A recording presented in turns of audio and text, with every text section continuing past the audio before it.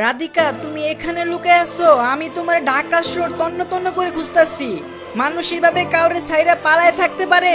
তুমি এখানে কেন আসছো প্রিমিস? আমি তো কোনোভাবেই তোমাদেরকে ডিস্টার্ব করতে আসি নাই। চলে যাও, এখান থেকে যাও। রাধিকা, বিশ্বাস করো, আমি কোনো মিথ্যা কথা বলি নাই। আমি সত্যি ওই দিন শুধুমাত্র এর জন্য মিথ্যা বলছিলাম যাতে তোমাকে কোনোভাবে জেলে যাইতে না হয়। রাধিকা, বিশ্বাস করো, আমি কামাল স্যারের টাকা চুরি করি নাই। আর আমার পরিবার সম্বন্ধে যা বলছিলাম কোনো মিথ্যা কথা বলি নাই। প্রিমিস, আমি তো তোমার ফ্যামিলির সম্বন্ধে না জেনে তোমার ভালোবাসছিলাম, তাইলে তুমি কেন তোমার ফ্যামিলির কথা বলতেছো? তুমি সত্যি হওয়ার মিথ্যা হওয়া, আমি তো তোমাকে ভালোবাসছিলাম। আর আমি এর জন্য এই রেস্টুরেন্টে কাজ করতেছি, যাতে একটু একটু করে তোমার ঋণের টাকা জমা করতে পারি। রাধিকা, এগুলা করার কোনো দরকার হবে না। আমি তো শুধু একটা প্রবলেমে পড়ে গেছিলাম। আমার পরিবার এমন টাইমে আমার উপর রেস্ট্রিকশন দিছে, আমি একদম ফেঁসে গেছিলাম। তুমি চিন্তা করো না, আমার এই টাকা তো পরিশোধ করা বাহাতের খেলা। প্রিমিস, অনেক হয়েছে, আমি আর কোনো ঝামেলা যাইতে চাই না। আমি এখানে কাজ করতেছি, কাজ শেষ করে টাকা জমিয়ে তোমার টাকা শোধ করে আমি এখান থেকে চলে যাব। রাধিকা, তুমি আমারে ভুল বুঝতাছো। আমি সব ঠিক করে দিব, তুমি জাস্ট আমার পাশে থাকো। আমাকে বিশ্বাস করো, তুমি চলো আমার সাথে, তোমার আর এখানে কষ্ট করা লাগবে না। প্রিমিস আর রাধিকার মাঝে কথা বলা অবস্থায় শঙ্কর নামের সেই গুন্ডা আবারও রেস্টুরেন্টের মধ্যে চলে আসে। এসে ম্যানেজারের সাথে খারাপ আচরণ করে এবং এইবার রাধিকাকে তাদের সাথে নিয়ে যেতে বাধ্য করে।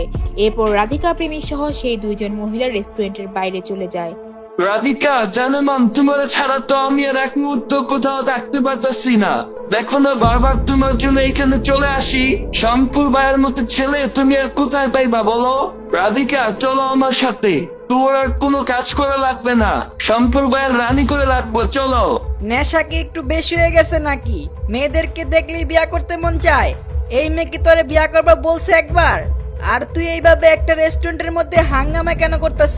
আরে, তোর সাহস করতে বড়, তুই শঙ্কর ভাইয়ের মুখের উপর কথা বলস? তুই চিনস আমারে? আমি কে? শঙ্কর ভাইয়ের লোকে জ্ঞান করতে আহস? এই এলাকায় শঙ্কর ভাইয়ের নাম শুনলে পোলাপান কাঁপে, আর তুই আমার মুখের উপর কথা বলস? এতক্ষণ তো শুধু কথা বলছি, এখন তোর হাড্ডি গুড্ডি একটাও রাখুম না। তুই কারে নিয়ে কথা বলতেছ তুই জানস? একটা মেয়ের এভাবে ডিস্টার্ব করার অধিকার তোর কে দিছে? তুই কি করবি রে আমার?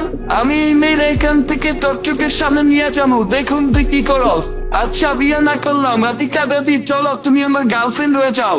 শঙ্করের এই কথা শুনে প্রিমিস রেগে লাল হয়ে যায় এবং সাথে সাথে শঙ্করকে প্রচুর মাইর দেয়। শঙ্কর এবং সেখানে থাকা কেউ ভাবতে পারেনি প্রিমিস শঙ্করের মতো এত বড় মাস্তানের গায়ে হাত তোলার সাহস পাবে। সেখানে সবাই ভয় পাচ্ছিল এখন কি হবে, শঙ্কর কি বা করবে তাদের সাথে। কাজটা ভালো করলি না, তুই শঙ্কর ভাইয়ের গায়ে হাত দিস, তোর তো জিন্দেগি শেষ। তুই আরেকটু ওয়েট কর, দেখ তোর আমি কি হাল করি।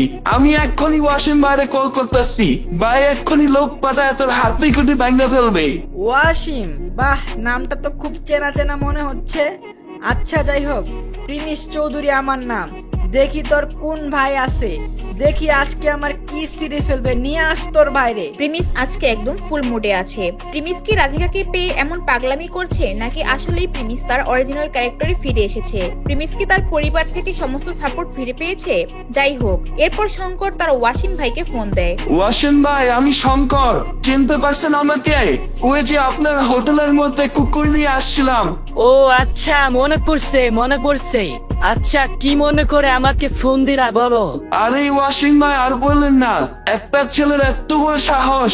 আমি রেস্টুরেন্টে একা আসছি, বাচ্চা কাচ্চা নিয়ে আসে নাই আজকে। একটা ছেলে আমার গায়ে হাত দিছে ভাই। আমি আপনার এলাকার সামনে আসি, করে পোলাপান পারেন নাই, শঙ্করের গায়ে হাত দিছে ভাই। তুমি কি করছো যে তোমার গায়ে হাত দিল? আচ্ছা, আগে আমাকে নাম বলো, কে তোমার গায়ে হাত দিছে আর তুমি এখন কই আছো? ভাই আর বললেন না, রেস্টুরেন্টে একটা ছেলের সাথে ঝামেলা হয়েছিল, পরে ও আমার গায়ে হাত দিছে। একটুখানি ছোকরা ভাই, কি জানি নাম বললো। হ্যাঁ, মনে পড়ছে, প্রিমিস চৌধুরী। ড্রেসের অবস্থা ফকিরের মতো, আবার বলে চৌধুরী গ্রুপের মালিক। আরে গাধা, কি করছো তুই? তাড়াতাড়ি স্যারের কাছে মাফ চা। এইটা আমাদের বস প্রিমিস চৌধুরী। তুই কার সাথে পাঙ্গা নিতে গেছো? আন্ডারওয়ার্ল্ডের মাফিয়ারা পর্যন্ত ভয় পায় চৌধুরী কোম্পানির মানুষদের নিয়ে। তুই তো কথা নিজেও মরবি আমারও মারবি। আরে ওয়াসিম ভাই কি বলতেছেন? এই ছেলে চৌধুরী গ্রুপের মালিকের ছেলে। ওয়াসিম ভাই লাস্ট একটা হেল্প করেন, আমার তো ভুলে গেছে, এখন কেমনে কি করুন ভাই? শঙ্কর ভাই এখন কে বাঁচাইবো? এরপর ওয়াসিম প্রিমিসের সাথে কথা বলে আর কাঁদতে থাকে। শঙ্করকে মাফ করার কথা কি বলবে, সে নিজেই তো ভয় পাচ্ছিল প্রিমিস রাগ করলো নাকি তার উপর এটা ভেবে। তারপর সে বারবার প্রিমিসকে সরি বলছিল ফোনের মধ্যেই। স্যার আমাকে মাফ করে দেন, ওয়াসিম ভাই বললো আপনার কথা, ছোট্ট একটা ভুল হয়ে গেছে ভাই, আর হবে না ভাই, মাফ করে দেন। আমাকে মাফ করার জন্য বলা লাগবে না, যে মেয়ের সাথে খারাপ আচরণ করছো তার কাছে গিয়ে মাপ চা। ইচ্ছা করতেছে তোরা এখনই হাড্ডি গুড্ডি গুলা ভাঙ্গা দেই, জীবনে যেন আর কোনোদিন কোনো মেয়ের ডিস্টার্ব করতে না দেখি। ওই দিনে কিন্তু তোর শেষ দিন হবে বলে দিলাম। স্যার আর কোনদিন হবে না, রাধিকা ম্যাম আমার ভুল হয়ে গেছে, আর কোনোদিন এমনটা হবে না, আমি গেলাম, আমাকে মাফ করবেন। এরপর প্রেমিস রাধিকাকে নিয়ে সোজা তাদের হোস্টেলে চলে যায়। সেখানে গিয়ে অমিত, দিবস আর সাকিবের কাছে রাধিকাকে নিয়ে যায়। সময় এইবার ঘুরে দাঁড়ায়। প্রেমিস সরাসরি তার আব্বুর সাথে কথা বলে এবং সে রাধিকাকে বিয়ে করার কথা জানায়। প্রেমিসের বাবা প্রেমিসের এই ডিসিশনের অপেক্ষায় ছিল এতদিন। প্রেমিস যেই দিন নিজে থেকে তার বিয়ের কথা বলবে সেই দিন তার সমস্ত রেস্ট্রিকশন তুলে নিবে তার পরিবার। আজ সেই দিন চলে আসে। প্রেমিসের উপর থাকা সমস্ত বাধা তুলে নিয়েছে তার পরিবার। তার পরিবারের সমস্ত সম্পত্তি, সমস্ত পাওয়ার, ক্ষমতার ব্যবহার আজ থেকে সে পুরোপুরি করতে পারবে। চৌধুরী গ্রুপের কোটি কোটি টাকার সম্পত্তি, চৌধুরী গ্রুপের এত সম্পত্তি, এত ধন দৌলত সামলানোর মতো কেউ ছিল না। প্রিমিসের বাবা পারিজাত চৌধুরী তার একমাত্র ছেলে প্রিমিস চৌধুরীকে নিয়ে চিন্তিত ছিল, আসলে কি সে এত সম্পত্তি সামলাতে পারবে কিনা। তাই সে প্রিমিসের যখন 10 বছর বয়স হয় তাকে একলা ছেড়ে দেয়, একটা গরিব অবস্থায় রেখে দেয়, যাতে সে দুনিয়া দেখে বড় হতে পারে এবং ফিউচারে এসে চৌধুরী গ্রুপের সমস্ত দায়িত্ব নিতে পারে। প্রিমিসের যখন 21 বছর পূর্ণ হয় তার পরিবার তার উপর থেকে সমস্ত রেস্ট্রিকশন তুলে নেয় এবং তার অ্যাকাউন্টে কোটি কোটি টাকা অ্যাড করে দেয়। আর প্রিমিস তখন হয়ে যায় গরিব থেকে কোটিপতি।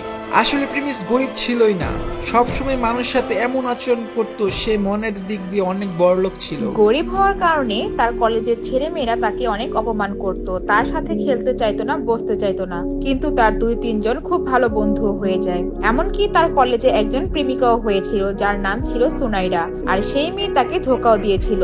শুধু তাই না, তার কলেজে কোয়েল, জ্যোতি, আকাশ, ভূমিকা থেকে শুরু করে বেশিরভাগ ছেলে মেয়েরাই প্রিমিসের গরিব হওয়ার কারণে তার সাথে মজা নিত। কিন্তু আজ সেই দিন চলে এসেছে, যেই দিন কলেজের সমস্ত ছাত্রছাত্রীদের মাঝে প্রিমিসের আসল পরিচয় সামনে নিয়ে আসবে, আর সেটির ব্যবস্থা করেছে তার পরিবার নিজেই।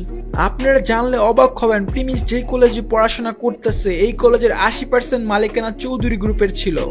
বারেক মিয়া ও কাশিম মিয়ার সহযোগিতায় তাদের কলেজের চৌধুরী গ্রুপের মিলন মেলা নামে একটি ইভেন্টের আয়োজন করে, আর সেখানে প্রধান অতিথি হিসাবে প্রিমিসকে রাখেন এবং সেখানে কলেজের সমস্ত স্টুডেন্টদেরকে উপস্থিতি বাধ্যতামূলক করে দেন। প্রিয় শিক্ষার্থীরা, আপনারা হয়তো অনেকেই জানেন না এই কলেজের 80% মালিকানা চৌধুরী গ্রুপের। যাই হোক, আজকে আমি আপনাদেরকে এমন একজন মানুষের সাথে পরিচয় করাবো যে আপনাদের কলেজের স্টুডেন্ট এবং চৌধুরী গ্রুপের একমাত্র উত্তরাধিকারী। আপনারা একটা জিনিস জানলে অবাক হবেন যে সেই চৌধুরী গ্রুপের ফিউচার মালিক আপনাদের এই কলেজে এতদিন পড়াশোনা করছে, সে আপনাদেরই বন্ধু। কিছুক্ষণের মধ্যে তাকে আপনারা দেখতে পারবেন। এরপর সেখানে দামি দামি কয়েকটা গাড়ি এসে সেই স্টেজের সামনে এসে ভিড় করে। সবাই অধীর আগ্রহ নিয়ে বসেছিল কে সেই ছেলে। যখনই তারা দেখতে পেল সেই ছেলে আর কেউই না, তাদের কলেজের সেই গরিব ছিঁড়া ফাটা জামা পরা প্রিমিস। তখন তাদের মাথার হোশ উড়ে যায়। প্রিমিস সেই দিন তার গাড়িতে তার সেই 3 বন্ধু রাধিকা এবং কলেজের আরো 2 জন মেয়ে বন্ধু পাখি এবং অদিতিকে নিয়ে সেই স্টেজে ওঠে। আসসালামু আলাইকুম প্রিয় বন্ধুরা আমার, আমি তোমাদের সেই গরিব প্রিমিস, যার ফুল নেম প্রিমিস চৌধুরী। এই কলেজে এবং এই কলেজের স্টুডেন্টরা আমাকে অনেক কিছু শিখাইছে। আজ আমার কারোর প্রতি কোনো ক্ষোভ নাই, তবে একটা কথা বলি, কখনো টাকা পয়সা ক্ষমতা দেখে মানুষকে বন্ধু বানায়েন না। বন্ধু হচ্ছে তারাই যারা কোনো কিছুর বিনিময়ে বন্ধু হয় না। আজকে আমাদের সাথে আপনারা দেখতেছেন অমিত, সাকিব, দিবস আর আমার জীবনের সেরা কিছু বন্ধুরা। আর আমার পাশে যে মেয়েটাকে দেখতেছেন সে হচ্ছে রাধিকা। খুব শীঘ্রই ও আমার পার্টনার হতে চলেছে। আর অদিতি আর পাখি এরা দুজনও খুব ভালো মনের মানুষ এবং খুব কাছের বন্ধু। আজকের এই দিনে আমি আমার এই কয়েকজন বন্ধুকে এর জন্যই পাশে রাখলাম, কারণ যারা তোমার খারাপ সময় পাশে থাকবে, তোমরা ঠিক তোমার ভালো সময় তাদেরকে তোমার পাশে রাখবে। এরপর কলেজের সবাই প্রিমিসের সাথে কথা বলে, অনেকেই প্রিমিসের কাছে মাপ চায়। সুনাইরা এই দিন একদম নিশ্চুপ হয়ে সব দেখছিল। কোয়েল এবং ভূমিকা সেই দিন তাদের অহংকারের পরিণতি বুঝতে পারে। বারেক মিয়ার উপস্থিতির কারণে কোয়েল এখন এটাও বুঝতে পারে তাদের সেই খান গ্রুপের সমস্যা প্রিমিসই সমাধান করেছিল।